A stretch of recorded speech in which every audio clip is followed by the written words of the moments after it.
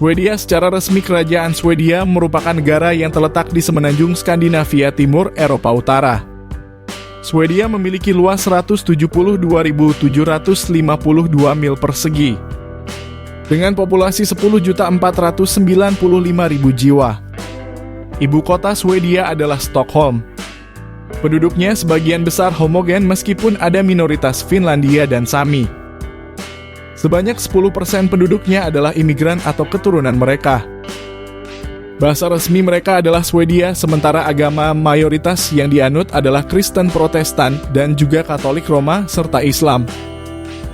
Swedia memiliki 3 wilayah tradisional. Pertama, Norrland yang bergunung-gunung mencakup sekitar 3/5 dari negara itu dan memiliki hutan yang luas. Kemudian Svaland memiliki pegunungan glasial yang bergelombang dan berisi sebagian besar dari 90.000 danau di negara itu. Kemudian Gotaland terdiri dari dataran tinggi Smaland yang berbatu dan dataran Skane yang kaya. Sekitar 15% dari Swedia terletak di utara lingkaran Arktik.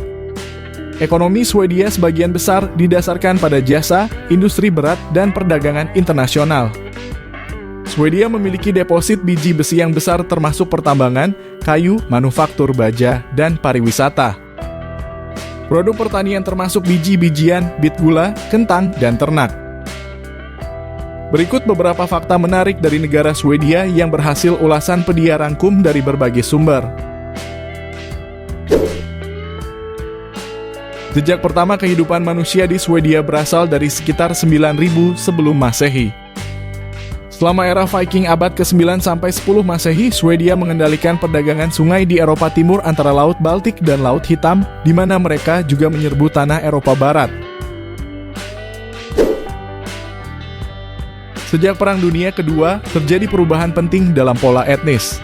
Dari tahun 1970 hingga awal 1990, imigran menyumbang sekitar 3/4 dari pertumbuhan penduduk.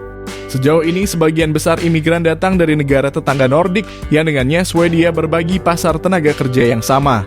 Pada 1980-an, Swedia mulai menerima peningkatan jumlah pencari suaka dari negara-negara Asia dan Afrika seperti Iran, Irak, Lebanon, Turki, Eritrea, dan Somalia.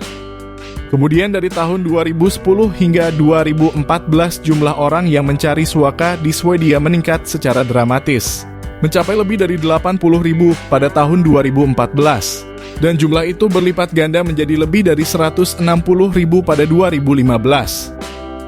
Swedia memiliki 2 kelompok minoritas penduduk asli, yaitu orang-orang berbahasa Finlandia di timur laut di sepanjang perbatasan Finlandia, dan populasi Sami sekitar 15.000 tersebar di seluruh bagian utara Swedia. Setelah berburu dan menangkap ikan, kelompok terakhir mengembangkan sistem penggembalaan rusa yang masih mereka operasikan. Sebagian besar orang Sami di Swedia juga memiliki pekerjaan lain. Kerajaan Swedia dipimpin oleh kepala negara.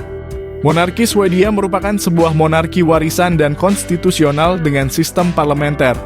Kerajaan Swedia dalam bahasa Swedia disebut Konungariket Sverige telah menjadi monarki sejak zaman dahulu kala. Karl XVI Gustaf menjadi raja pada 15 September 1973 setelah kakeknya meninggal, Gustaf VI Adolf. Hutan Swedia. Sekitar setengah dari lahan hutan Swedia adalah milik pribadi, sekitar 1/4 milik perusahaan, dan sekitar 1/4 milik publik. Pekerjaan hutan dulunya merupakan pekerjaan musim dingin pelengkap bagi petani kecil yang menggunakan kuda mereka. Saat ini kehutanan dilakukan sepanjang tahun oleh tenaga kerja kecil dan mesin modern yang besar. Hampir 3/4 dari semua pertanian Swedia memiliki hutan. Rata-rata pertumbuhan kembali dan waktu panen untuk cemara dan pinus adalah sekitar 50 tahun di selatan dan sekitar 140 tahun di utara. Maka tak heran juga bahwa Swedia merupakan negara pengekspor utama produk hutan dunia. Kayu diangkut lewat jaringan jalan dan kereta api yang padat. Pabrik penggergajian kayu dan pulp dan kertas memproses hasil hutan.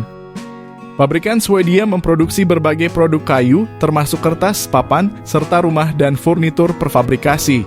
Industri pulp dan kertas mulanya berkembang di muara sungai di sepanjang Teluk Bothnia dan Danau Vänern.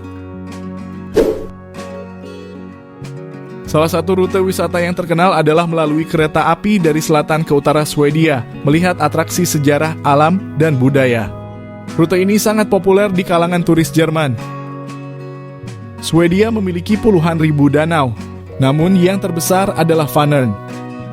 Termasuk danau terbesar di Uni Eropa dan danau ketiga terbesar yang seluruhnya di Eropa setelah Danau Ladoga dan Onega di Rusia. Danau ini terletak di provinsi Västergötland, Dalsland, dan Värmland di barat daya negara itu. Taman Nasional Djuro adalah sebuah taman nasional di Swedia yang terdiri dari Kepulauan Djuro sebanyak 30 pulau di danau terbesar di Swedia, Danau Vänern. Taman ini didirikan pada tahun 1991 dan memiliki luas wilayah sebesar 24 km persegi. Pulau-pulau tersebut saat ini tidak berpenghuni, tetapi terdapat pondok berburu dan mercusuar tak berawak. Marga satwa termasuk rusa bera dan berbagai macam burung termasuk elang tiram, burung hobi, dan burung camar hitam besar. Cakrawala Djuro hanya terdiri dari air, kecuali ke arah selatan di mana Kinnekulle dapat terlihat. Kuliner. Banyak hidangan tradisional menampilkan kesederhanaan, rasa yang kontras. Seperti hidangan tradisional bakso kotbular yang dibuat dari daging giling atau daging cincang dan berbentuk bulatan-bulatan kecil. Agak mirip dengan bakso Indonesia. Namun berbeda dengan bakso yang lazim dikenal di Indonesia, bakso Swedia ini biasanya ditumis. Makanan ini merupakan makanan sehari-hari yang lazim disantap dengan kentang tumbuk dan selai dari buah lingon.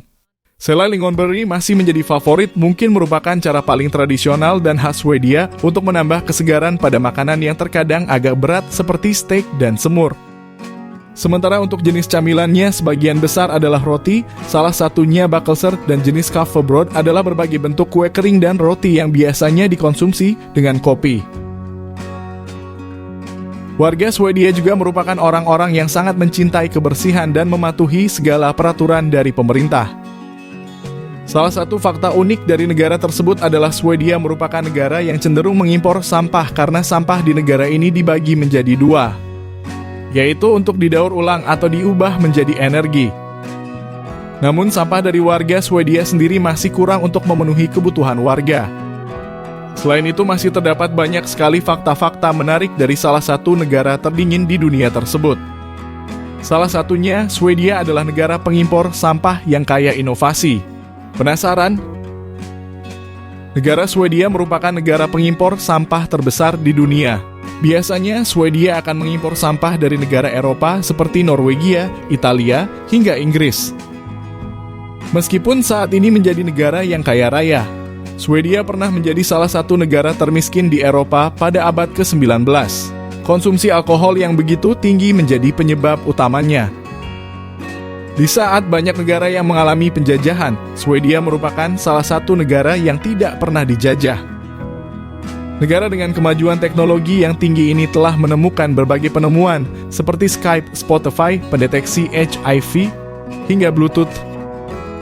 Walaupun tergolong negara yang maju dengan tingkat perekonomian yang stabil dan makmur, Swedia menolak menggunakan euro sebagai mata uang resmi negara tersebut. Swedia mempertahankan mata uangnya sendiri, yaitu krona Swedia.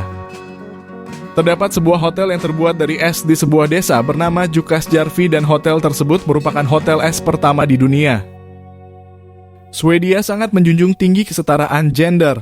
Jadi ketika ke sana jangan kaget ketika melihat bapak-bapak membersihkan rumah atau mendorong troli untuk anak bayi mereka atau bahkan ibu-ibu mengecat dinding rumah mereka. Surströmming atau ikan basi adalah salah satu makanan terekstrem di Swedia yang bisa kalian coba saat berkunjung.